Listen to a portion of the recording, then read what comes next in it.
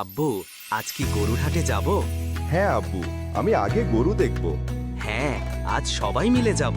মনে রেখো, কোরবানি আনন্দের সাথে সাথে আল্লাহর প্রতি ভালোবাসার প্রতীক। আব্বু, এই গরুটা কেমন? বড় ছেলে, না, এটা একটু দুর্বল লাগছে। ঠিক বলেছ, চলো অন্য হাটে যাই, ভালো কিছু খুঁজে নেই। আব্বু, ওই লাল গরুটা দেখো, কত সুন্দর। হ্যাঁ, আমি ওটাই চাই। বাবা, আসো দামাদামি করি।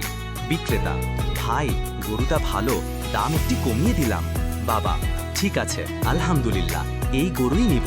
ছোট ছেলে, আব্বু, গরুকে আমি ঘাস খাওয়াবো। বড় ছেলে, এবার আমরা সবাই মিলে কোরবানি করব। বাবা, ইনশাআল্লাহ, মনে রেখো, আল্লাহর জন্য যা দেই সেটাই আমাদের আসল ভালোবাসা। কোরবানি শুধু পশু জবাই না, এটা আমাদের ঈমান, ত্যাগ আর ভালোবাসার পরীক্ষা।